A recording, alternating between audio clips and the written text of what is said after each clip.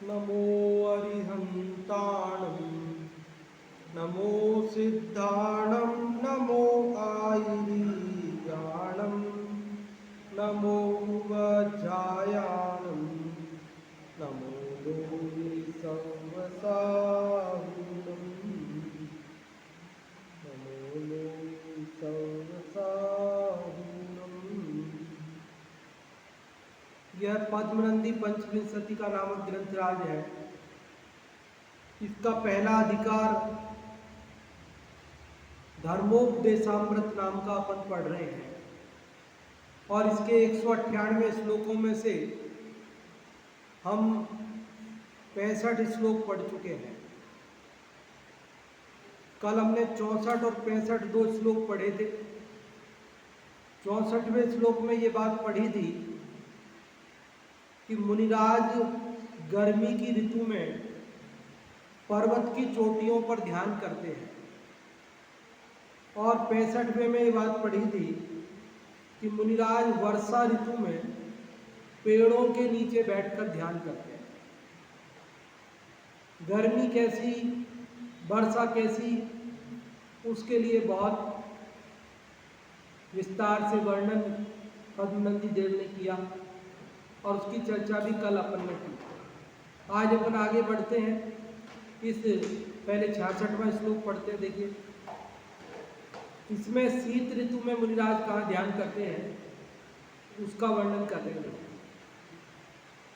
म्लायत Coke नदे गलत कपि मदे भ्रस्यद्रुमो भक्षदे हर्षद्रोम दरिद्र के ही मिलता वत्यंत दुख प्रदे ये तिष्ठन्ति चतुष्पथे प्रथुतपः सौधस्थिता साधवो ध्यानोस्म प्रतोग्र शैत्य विदुरा ते मे विदध्यु श्रियम्।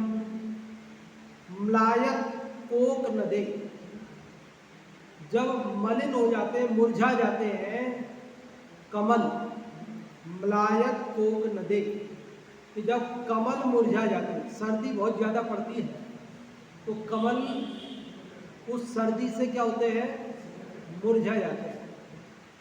और गलत कपि मदे, कपि मतलब बंदर, बंदर का जो मद है वो भी गलने लगता है। बंदर का अभिमान भी चूर चूर हो जाता है। सर्दी भयंकर पड़ती है, कांपने लगता है वो भी। कैसी सर्दी कि जिस सर्दी में कमल मुरझा जाते हैं, बंदरों का अभिमान नष्ट हो जाता है और भ्रस्यत द्रुमौघच्छदे, भ्रस्यत मतलब जल जाते हैं, नष्ट हो जाते हैं, सूख जाते हैं, गिर जाते हैं। क्या? द्रुम, द्रुम मतलब पेड़, पेड़ों के अघ मतलब समूह, उनका छद, छद मतलब पत्ता। क्या? पेड़ों के पत्ते, सीधा सा समझो, पेड़ों के पत्ते भी ज़्यादा सर्दी पड़ती तो क्या होता है, सर्दी में जल जाते हैं। गर्मी में भी जल जाते हैं, सर्दी में भी जल जाते हैं। जल जाते बोलो, कुछ भी बोलो आप, समझ गए आप। पहली लाइन में 3 बातें बताई। कैसी सर्दी? तो पहली बात, जिस सर्दी में कमल मुरझा जाते हैं, बंदरों का मद झरने लगता है और पेड़ों के पत्ते भी जल जाते हैं, नष्ट हो जाते हैं। हर्षद्रोम दरिद्र के, जो दरिद्र व्यक्ति हैं, गरीब व्यक्ति हैं, उनके हर्षद रोम, रोम हर्षित हो जाते हैं। रोम हर्षित हो जाते हैं मतलब रोमांच हो जाता है। रोमांच मतलब क्या होता है कि ये जो अपने शरीर के ऊपर ये छोटे छोटे बाल होते हैं ना, ये इनको बोलते हैं रोम। और आपने देखा होगा जब सर्दी बहुत पड़ती है तो ये बाल ऐसे, अभी तो यूँ लेटे हुए बाल, फिर ऐसे खड़े हो जाते हैं। बाल लेटे हुए नहीं रहते, खड़े हो जाते हैं। लेकिन किसके होते हैं? गरीबों के, अमीरों के नहीं होते। क्योंकि अमीर लोग तो खूब सारे कपड़े पहन लेते हैं, कोट पहन लेते हैं, सब साधन कर लेते हैं ना, हीटर लगा लेते हैं, उनके घर ऐसे पैक होते हैं कि उनके अंदर सर्दी प्रवेश नहीं करे। लेकिन गरीब आदमी तो खुले में रहता है, इतने कपड़े भी नहीं होते उसके पास, इसलिए उसके तो रोम बिल्कुल खड़े हो जाते हैं। ये कब होता है? जब ज्यादा सर्दी पड़ती तभी होता है। तो ये ज्यादा सर्दी पड़ती है उसी की बात बता रहे। तो 3 ऋतुएं है ना, सामान्य रूप से है 3, तो सर्दी गर्मी बरसात, बाकी 6 ऋतुएं बताते हैं। इनके 2-2 भेद हो जाते हैं, थोड़ा थोड़ा अंतर आ जाता है। तो भयंकर वाली सर्दी पड़ती है उस समय क्या होता है? तो कह रहे म्लायत कोक नदे, क्या अर्थ हुआ? कमल मुरझा जाते हैं। गलत कपि मदे, बोलिए क्या अर्थ हुआ? बंदरों का मद गल जाता है।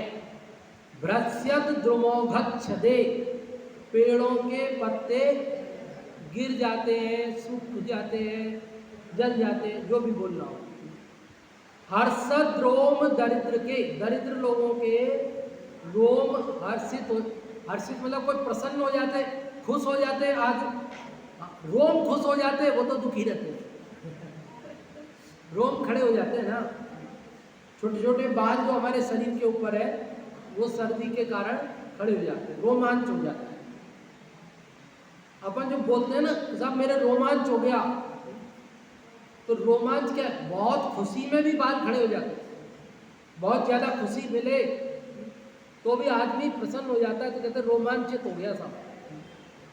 और सर्दी में भी इस प्रकार की दशा बनती है। और क्या कह रहे हैं? हिमृताव अत्यंत दुख प्रदे। हिमृतव, हिमृतव मतलब शीत ऋतु में, हिम मतलब बर्फ जम जाती है जिसमें हिमालय, हिमृतव, हिमृतव मतलब शीत ऋतु में। कैसी है शीत ऋतु? अत्यंत दुख प्रदे। कुछ तो बता दिए, कुछ तो बता दिए कि कमल मुरझा जाते हैं, बंदरों का मद गल जाता है, पेड़ों के पत्ते झड़ जाते हैं, जल जाते हैं, जो भी बोलना हो, और दरिद्रों के रोम खड़े हो जाते हैं। ऐसी हिम ऋतु में अत्यंत दुख प्रदे, और भी अनेक बहुत सारे दुख देने वाली है ऐसी शीत ऋतु में, ये तिष्ठन्ति चतुष्पथे, ये मतलब जो कौन? मुनिराज की बात चल रही है। जो मुनिराज तिष्ठन्ति रहते हैं, कहाँ रहते हैं? चतुष्पथे, चतुष्पथे मतलब खुली जगह में। कहाँ रहते हैं? चारों ओर खुली जगह। चारों ओर खुली जगह मतलब ना इधर से कुछ ढका है, ना इधर से ढका है, ना इधर से, ना इधर से, 4 दीवारी से रहित चतुष्पथ, चारों ओर खुला है, चारों ओर कोई दीवार नहीं है, ऐसी खुली जगह में रहते हैं, वन जंगल आदि में रहते हैं। लेकिन खुली जगह में रहते हुए भी वे महल में रहते हैं।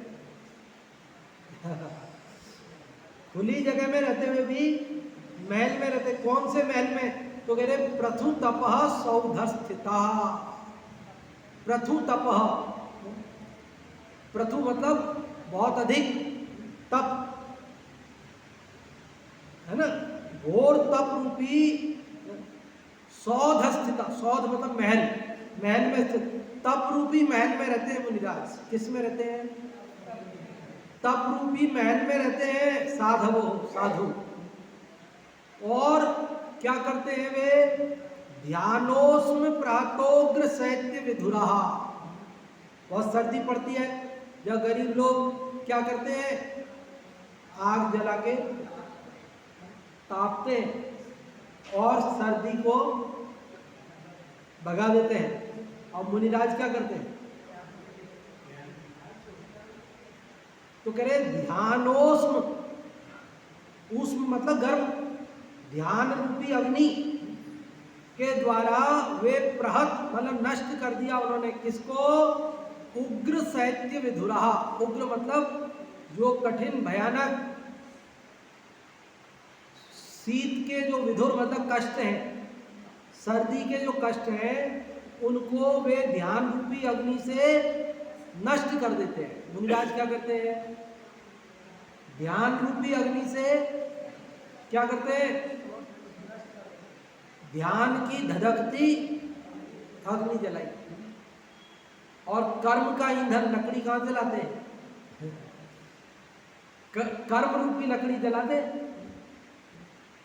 ऐसे मुनिराज हैं, वे ध्यान रूपी अग्नि से सर्दी के कष्टों को नष्ट कर देते हैं। ते वे मुनिराज में मतलब मेरा विदध्यु करें, क्या करें? श्रियम, कल्याण करें। वे मुनिराज मेरा कल्याण करें। कौन से मुनिराज मेरा कल्याण करें? जो अत्यंत दुख प्रदायक शीत ऋतु में जब कमल मुरझा जाते हैं, बंदरों का मद गल जाता है, पेड़ों के पत्ते नष्ट हो जाते हैं, दरिद्र लोगों के रोम खड़े हो जाते हैं, ऐसे समय में वे खुली जगहों में रहते हैं और ध्यान रूपी महल में स्थित रहकर तप रूपी अग्नि से पाप सर्दी के कष्टों को नष्ट करते हैं। ऐसे मुनिराज मेरा कल्याण करें। मुनिराज सर्दी में कहाँ रहते हैं, किस प्रकार की उनकी स्थिति होती है, उसे कैसे जीतते हैं? शीत परिसह को, शीत परिसह जय की बात है। सर्दी की ऋतु में शीत को कैसे जीतते हैं? ये ध्यान की अग्नि से जीतते हैं। तप रूपी के महल में बैठते हैं और वैसे तो खुले में रहते हैं। लौकिक दृष्टि से, जगत की दृष्टि से देखो तो खुले में रहते हैं, पर तप रूपी महल में रहते हैं। तप रूपी महल में कोई चूना पत्थर का बना हुआ नहीं है, तप करते हैं, बस तप करते हैं, यही महल है। तप करना ही महल है बस। समझ में आया? एक बार फिर से बोलूं, देखो, म्लायन कोक नदे, आप लोग बोलो म्लायन कोक नदे, क्या अर्थ हुआ? जब कमल मुरझा जाते हैं। गलत कपि मदे, बंदरों का मद गल जाता है। भ्रस्यत द्रुमो गच्छदे, पेड़ों के पत्ते गिर जाते हैं। हर्षद रोम दरिद्र के, दरिद्र लोगों के रोम रोम खड़े हो जाते हैं सर्दी के कारण। हिमृताव अत्यंत दुख प्रदे, अत्यंत दुखदायी शीत ऋतु में ये तिष्ठन्ति चतुष्पथे, जो खुले में रहते हैं। प्रथु तपः सौधस्थिता, विशाल तप रूपी महल में रहते हैं। साधवो साधु, ध्यानोस्म प्रातोग्र शैत्य विधुरा, ध्यान रूपी अग्नि से जो भयंकर सर्दी के कष्ट हैं उनको नष्ट करते हैं। ते मे विदध्यु श्रियम, वे मुनिराज मेरा कल्याण करें, मुझे कल्याण का मार्ग प्रशस्त करें। हिंदी वाले का पाठ करते हैं, देखिए, और संस्कृत वाले का करें पहले एक बार सब लोग साथ में करते हैं।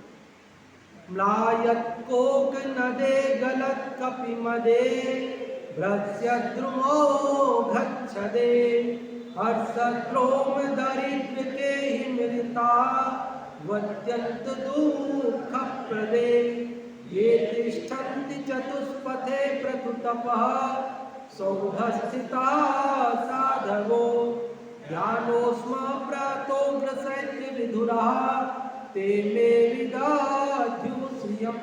साहित्य की दृष्टि से भी उत्कृष्ट है। कितना मतलब लोग कहते हैं साहब कालिदास जैसी रचना कोई संस्कृत में नहीं कर सकता, नहीं कर सका, लेकिन हमारे आचार्यों के ये पढ़ते हैं तो ऐसा लगता है कि कालिदास से भी उत्कृष्ट रचनाएं हमारे यहाँ मौजूद है। हम लोगों ने उसे जगत के सामने रखा नहीं, इसलिए जगत को वो बात पता नहीं है, और वो कालिदास की बात जगत को पता है, इसलिए वो कहते हैं वो बढ़िया है। लेकिन ये बात जगत के सामने जाएगी तो जगत कहेगा कि कालिदास से भी बढ़िया चीजें जैनाचार्यों ने लिखी हुई पहले से। हिंदी वाला। कमल मलिन हो कपि मद गलता, वृक्षों के पत्ते जलते, अति दुखदायक शीत ऋतु में दीनों के हो रोम खड़े, ध्यान अग्नि से शीत नसे, तप मैलों को करे निवास, निर्भय रहे चतुष्पथ में वे, पतिवर दे लक्ष्मी अविनाश। ये दोनों नहीं है, दूसरी लाइन में दीनों है। दीनों मतलब दीन, गरीब। दीन मतलब गरीब। अरे कमल मलिन हो जाते, मुरझा जाते हैं, और कपि का, बंदर का मद गल जाता है, वृक्षों के पत्ते सर्दी से जल जाते हैं, अति दुखदायक शीत ऋतु में दीनों के हो रोम खड़े, गरीब लोगों के ये बाल छोटे छोटे जो है रोम शरीर के वो खड़े हो जाते हैं, क्योंकि सर्दी पड़ती है और ज़्यादा ऊनी वगैरह से गर्म कपड़े होते नहीं हैं, और मकान भी थोड़े ऐसे पैक होते नहीं हैं, तो वो सर्दी में परेशान होते रहते हैं। ध्यान अग्नि से शीत नसे, लेकिन मुनिराज के ध्यान रूपी अग्नि से सर्दी को न, और सर्दी को क्या ध्यान में चले जाते, सर्दी का पता ही नहीं पड़ता है, उस ओर ध्यान ही नहीं जाता है। और तप महलों को करे निवास, तप रूपी महलों में वे मुनिराज निवास करते हैं। निर्भय रहे चतुष्पथ में भी, खुली जगह में निर्भय रहते हैं। पतिवर दे लक्ष्मी अविनाश, कि वे पतिवर मतलब श्रेष्ठ स्वामी, पति मतलब स्वामी, मुनिराज हमारे स्वामी हैं, और कैसे हैं, वर मतलब श्रेष्ठ स्वामी हैं। ऐसे श्रेष्ठ मेरे स्वामी दे लक्ष्मी अविनाश, मुझे अविनाशी लक्ष्मी प्रदान करें। धन दौलत नहीं, ये तो विनाशी है, आज है और कल नहीं। बोलते ना आज का मैल है, लक्ष्मी चंचल है, लेकिन जो अविनाशी लक्ष्मी, मोक्ष लक्ष्मी, जिसको एक बार प्राप्त हो जाए तो फिर कभी नष्ट होती नहीं है, ऐसी अविनाशी मुक्ति लक्ष्मी मुझे प्रदान करे। समझ में आ रहा है कि नहीं आ रहा है? चतुष्पथ में, खुली जगह में भी मुनिराज निर्भय रहते हैं। किसके बल पर? कौन सा हथियार है उनके पास? कोई बॉडीगार्ड है मुनिराज का? अरे जिनके पास बॉडीगार्ड होते हैं, जिनके पास हथियार होते हैं, वे भी हमेशा भयाक्रांत रहते हैं। भले बॉडीगार्ड खड़े हैं पास में, ब्लैक कैट कमांडो खड़े हैं और हथियार रखे हैं, डॉक्टर खड़े हैं, सारी चीजें तैयार खड़ी है, तो भी अंदर से भयभीत रहते हैं। अंदर का भय कौन मिटे बताओ? बाहर में व्यवस्थाएं हो सकती है, पुण्य का उदय हो तो बाहर की व्यवस्थाएं हो सकती है, लेकिन अंदर में आपका भय तो तभी मिट सकता है कि जब आप अपने को अजर अमर आत्मा मानो। अगर हम अपने को मनुष्य मानेंगे, शरीर मानेंगे, तो हमारा भय मिट नहीं सकता बाहर की चीजों से। और मुनिराज वे जानते हैं शरीर है ही नहीं मेरा, मैं तो वो तत्व हूं जो न मरता है न जन्मता है, जो न जलता है न गलता है, न कटता है, कुछ नहीं होता इसका। ऐसा अजर अमर तत्व हूं, इस बल पर वो निर्भय रहते। अब ने उसमें स्वाधीन मार्ग में भी पढ़ा ना कि हथियार तो भय का मार्ग है, शस्त्र, अस्त्रों शस्त्रों का मार्ग तो, अस्त्रों शस्त्रों का संग्रह तो भय का ही मार्ग है, गीता का मार्ग तो निर्ग्रंथ मार्ग है। कि कितने ही अस्त्र और शस्त्र रख लो, निर्भय नहीं हो सकते। लेकिन अगर निर्ग्रंथ हो गए, कुछ नहीं पास में, फिर निर्भय हो गए। उस दिन अपन ने कथा भी सुनी थी, वो सोने की ईंट वाली। जब तक सोने की ईंट थी उसके पास, तब तक वो उसको डर लगता था, है ना, चेले को सोने नहीं देता था। और जब वो सोने की ईंट फेंक दी, निर्भय हो गए। ये परिग्रह भय का कारण है और अपरिग्रह ये निर्भयता का उपाय है। परिग्रह होगा तो भय होगा और परिग्रह नहीं होगा तो निर्भय होगा। मुनिराज परिग्रह रहते हैं, निर्ग्रंथ है, इसलिए निर्भय है। इसका हिंदी अर्थ पढ़ते हैं, देखिए। जिस शीतकाल में कमल मुरझा जाते हैं, बंदरों का मद गल जाता है, वृक्षों के पत्ते जल जाते हैं, वस्त्र रहित दरिद्रों के शरीर पर रोमांच खड़े हो जाते हैं तथा और भी जो नाना प्रकार के दुखों को देने वाला है, ऐसे भयंकर शीतकाल में महातपस्वी मुनिराज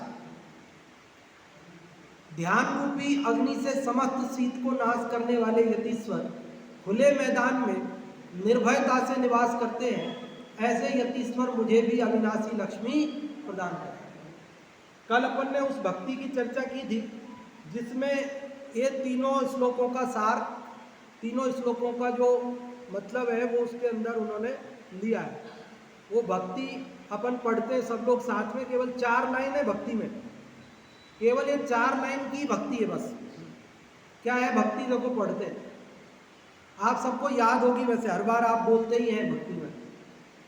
ऐसे मुनिवर देखे वन में, जाके राग द्वेष नहीं मन में। बोलिए, ऐसे मुनिवर जाके राग द्वेष नहीं। ग्रीष्म ऋतु शिखर के ऊपर मगन रहे ध्यान में। ग्रीष्म ऋतु शिखर के ऊपर मगन रहे ध्यान में। ऐसे मुनिवर देखे वन में,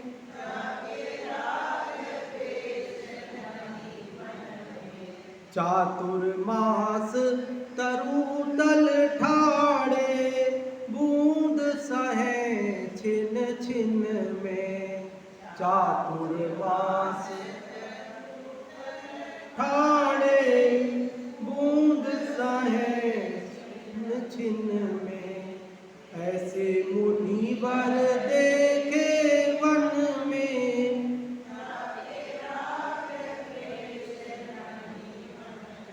टेक तो याद ही है ना सबको, टेक तो बोल ही सकते हैं। और देखो ये दो ऋतुओं का तो कल पढ़ लिया था अपन, गर्मी और बरसात का। अभी सर्दी वाली लाइन, शीत मास दरिया के किनारे, धीरज धरे ध्यानन में। ऐसे मुनिवर जाके राग द्वेष नहीं। ऐसे गुरु को मैं नित प्रति ध्याऊं, देत ढोक चरणन में। ऐसे मुनिवर देखे वन में, जाके राग द्वेष नहीं तन में। तो ये भक्ति है ना, मुझे तो ये लगता है कि जिस किसी ने भी ये पद्मनंदी पंचविंशतिका के स्वाध्याय किया होगा और इन 3 श्लोकों को पढ़ा होगा तो उसके मन से कवि हृदय होगा ना, कविता रचने में, तो एक भक्ति निकल पड़ी होगी।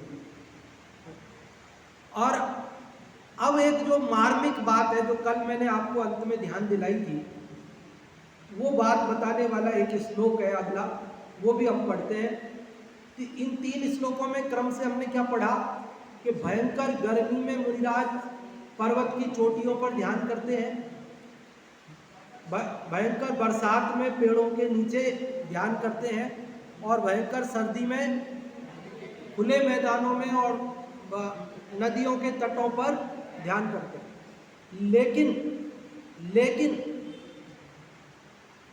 ये सब किसके बिना व्यर्थ है? देखो पढ़ते 67वां, ये भक्तामर की तरह पढ़ना है।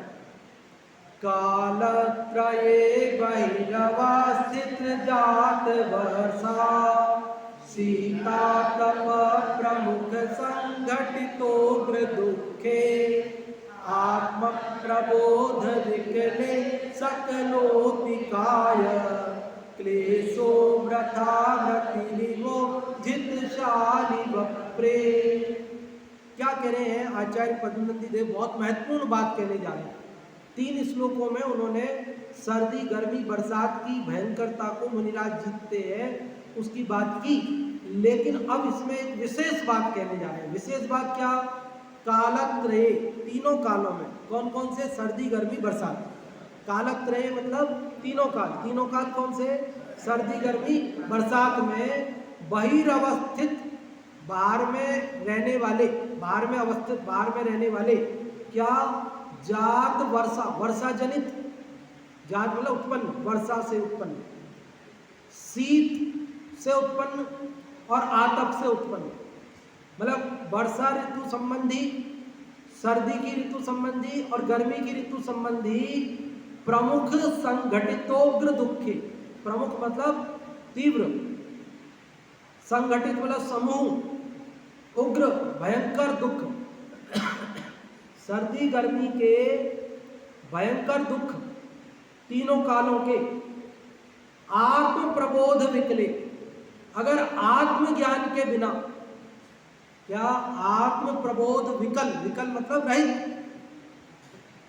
विकल मतलब आत्मज्ञान के बिना सहन करें तो कहते हैं सकलोपि काय क्लेशो वृथा।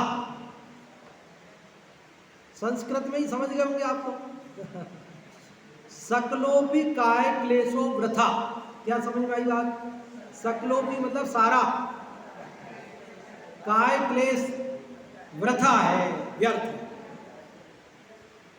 पिछले 3 श्लोकों में सर्दी के परिसर को जीतने वाले मुनिराजों को नमस्कार किया, वर्षा ऋतु के परिसर को जीतने वाले मुनिराजों को नमस्कार किया, गर्मी की ऋतु के परिसर को जीतने वाले मुनिराजों को नमस्कार किया, लेकिन कह रहे आत्मज्ञान के साथ ये सब कुछ हो तब तो उत्तम है, उसकी कोई बात नहीं। लेकिन यदि कोई ये समझे कि सब ऐसी सर्दी गर्मी बरसात के परिसरों को जीत लेंगे तो मुक्ति हो जाएगी,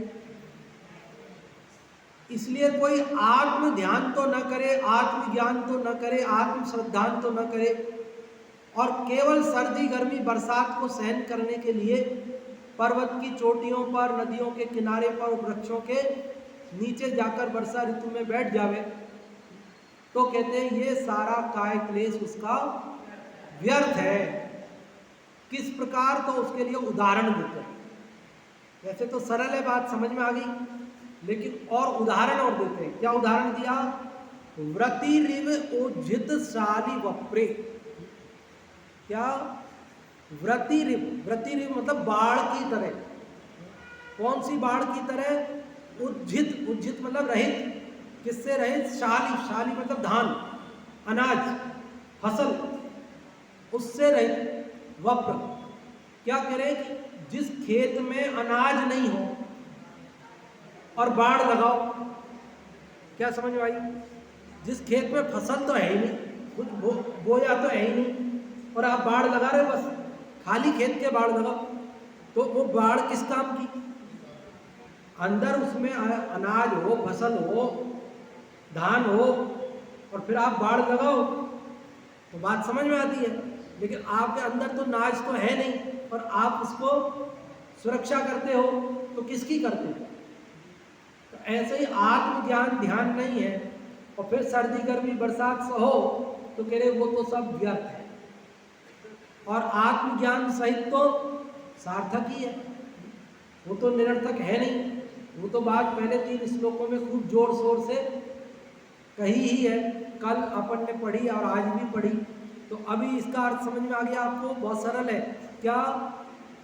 क्या तीनों कालों में बाहर में रहने वाले जो सर्दी गर्मी बरसात से उत्पन्न दुखों का समूह है वो आत्मज्ञान के बिना समस्त व्यर्थ का काय क्लेश है। जिस प्रकार धान रहित खेत के बाढ़ व्यर्थ है, उसी प्रकार आत्म ध्यान ज्ञान के बिना ये सब बाहर के काय क्लेश व्यर्थ। पढ़े अब साथ में वापस। अब तो अर्थ समझ में आएगा ना पढ़ते समय, पहले पढ़ा जब तो अर्थ समझ में नहीं आया होगा, अब आएगा। देखो, कालत्रये बहिरवस्थित जात वर्षा शीतातप प्रमुख जा आत्म प्रबोध विकले सकलोपिकाय क्लेशो वृथा व्यतिविबोधित शानि वप्रे आत्मज्ञान बिन सहेसी वर्षा एवं ग्रीष्म आता धान्य रहित खेतों में बाढ़ लगाने जैसा वृथा कला। आत्मज्ञान के बिना सहन करना शीत वर्षा एवं गर्मी के आताप को धान्य रहित खेतों में बाढ़ लगाने के जैसा व्यर्थ क्रिया है, व्यर्थ क्रियाकलाप है। अर्थ, जो मुनि अपने आत्मज्ञान की कुछ भी परवाह न कर बाहर में वर्षा शीत ग्रीष्म तीनों कालों में उत्पन्न हुए दुखों को सहन करते हैं, उनका इस प्रकार का दुख सहना वैसा ही निरर्थक मालूम होता है जैसा कि धान फसल के कट जाने पर खेत को बाढ़ लगाना निरर्थक होता है। इसलिए मुनियों को आत्मज्ञान पर विशेष ध्यान देना चाहिए। समझ में आ गई बात? तो आज अपन ने कितने श्लोक पढ़ लिए इसमें? 2 श्लोक। कौन कौन से नंबर के? 66 और 67। बीच में बताने का अवसर आपको नहीं दिया, बाद में समय बचा लिया आपको बताने के लिए। और पूछना हो तो आप पूछ भी सकते हो। किसी को इन दोनों श्लोकों में कोई बात समझ में नहीं आई हो तो पहले तो आप पूछ लो, और आप नहीं पूछोगे तो हम ये समझेंगे आपको आ गई है समझ। और अब आप बताओ 66वें श्लोक का कौन बताएंगे कि 66वें श्लोक में क्या बात बताई गई है? हाँ जी, 66वें श्लोक में क्या बात बताई गई है? जो भी आपको समझ में आया हो वो आप बताएं। हाँ,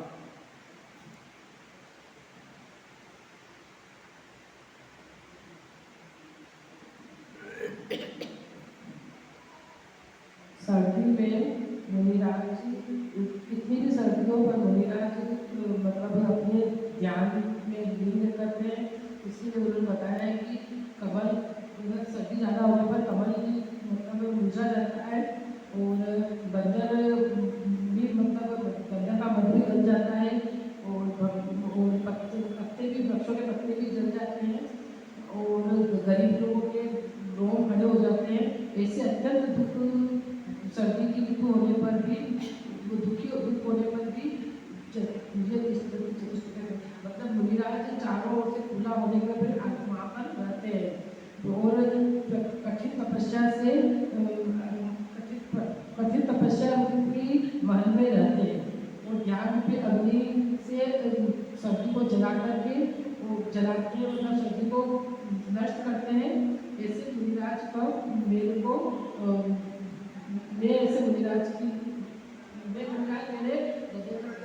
हाँ, वे मुनिराज मेरे को अविनाशी लक्ष्मी प्रदान करें। बहुत बढ़िया भाभी जी, योगिता जी, आपने बताया, हर शब्द का अर्थ बताया आपने, बहुत अच्छे से बताया, कोई भी शब्द नहीं छोड़ा, हर शब्द का बहुत व्यवस्थित रूप से आपने अर्थ बताया। और अगले 67वें श्लोक का सार अर्थ जो भी आपको समझ में आया, जितना भी जो भी बताना चाहते हैं भाभी जी के अलावा और कोई? हाँ,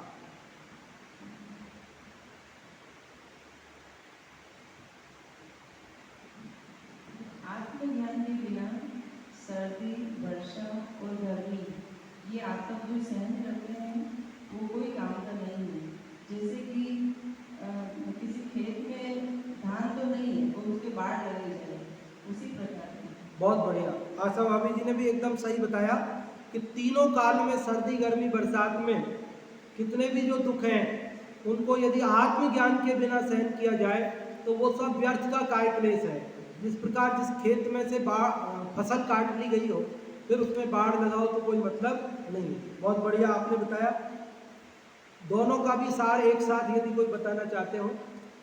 66 67 दोनों का साथ एक साथ कोई बताना चाहते हो, या एक का भी कोई का वापस बता। हाँ ऋतु भाभी की बता रहे।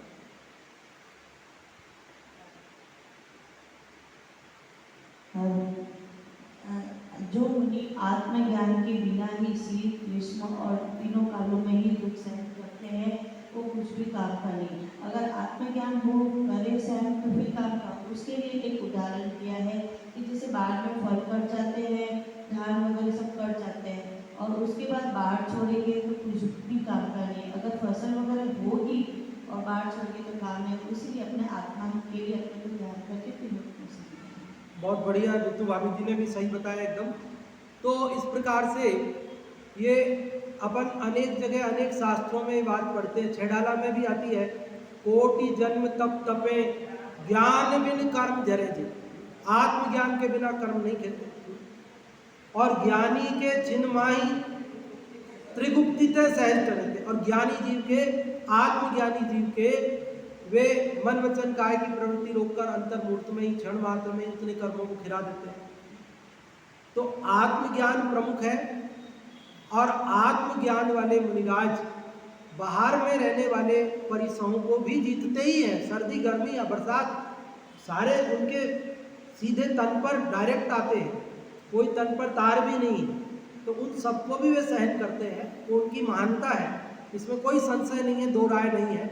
और उस महानता के लिए तो 3 श्लोकों में बराबर उनको स्मरण किया ही है। लेकिन आत्मज्ञान की भी प्रमुखता है। बिना आत्मज्ञान के कर्म कटते नहीं हैं। ये बात भी हमको विशेष रूप से यहाँ ध्यान रखनी चाहिए। ये बात यहाँ पर बताई है, इसलिए मुनियों को आत्मज्ञान पर विशेष ध्यान देना चाहिए। ये बात इसमें बताई है। हाँ जी, और भी कोई आप में से बताना चाहते हैं? पुरुष वर्ग का प्रतिनिधित्व नहीं हुआ आज। पुरुष वर्ग में कौन बताएंगे? कुछ भी, जो भी जितना भी बताना चाहते हैं। हाँ जी, ये है भाई। अब 2 कर दिए बाबूजी ने, 2 माइक मंगा दिए, एक महिला वर्ग पुरुष वर्ग के लिए नया माइक आ गया। जो मुनिराज वर्षा, सर्दी, गर्मी और वर्षा ऋतु में हर प्रकार के तप करके कायक क्लेश शयन करते हैं, लेकिन आत्मज्ञान के बिना वो बिल्कुल निरर्थक है। जिस प्रकार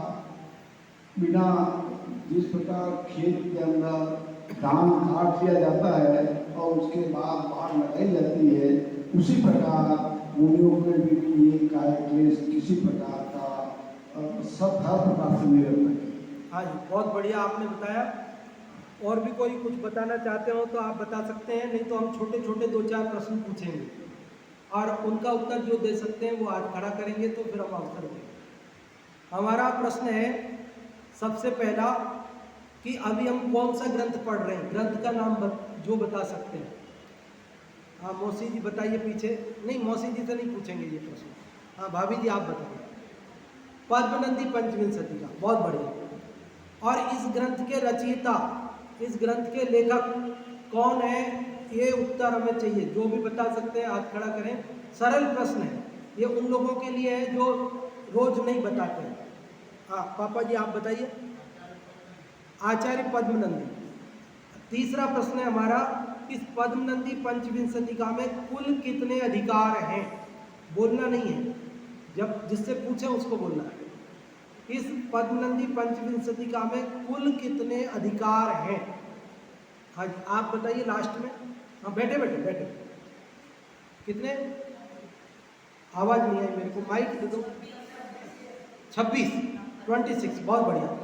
देखो पंचविंशति का अर्थ तो 25 होता है, लेकिन इसमें 26 अधिकार है। नाम तो पंचविंशति है जिसका अर्थ हिंदी में 25 होता है, लेकिन है 26 अधिकार है। ये बात अपने को ध्यान रखने की है। और अभी अपन जो अधिकार पढ़ रहे हैं, पहला अधिकार, उस पहले अधिकार का नाम क्या है? पहले अधिकार का नाम बताना है। बाबू जी आप बताएं। धर्मोपदेशामृत। धर्मोपदेशामृत नाम का पहला अधिकार। और इस पहले अधिकार में कुल कितने श्लोक हैं? धर्मोपदेशामृत नाम के इस पहले अधिकार, आप बताइए बैठिए। 198 श्लोक है। और इस पूरे ग्रंथ में पूरे 26 अधिकारों में मिलाकर कुल कितने श्लोक हैं? कुल टोटल, ग्रांड टोटल पूरा, कोई नहीं है? आप बताइए। हाँ, 939, 939 बताया था आपको। बीच में 3 का रख लो, है ना। और क्या करते, वर्ग करते, क्या करते, 3 3 9, दोनों साइड 9, बीच में 3, ठीक है। 939, 939 टोटल श्लोक है, ठीक है। तो एक एक श्लोक पढ़े तो लगभग 3 साल लगते हैं, इसलिए अपन थोड़ा जल्दी भी चलते हैं। आज 2 श्लोक पढ़े, कल भी 2 पढ़े थे, ठीक है। लेकिन एक एक श्लोक में बहुत मार्मिक बातें हैं, तो जहाँ ज़रूरत होगी तो समय लगेगा तो लगेगा, और जहाँ थोड़ा जल्दी भी पढ़ना होगा तो जल्दी भी पढ़ेंगे।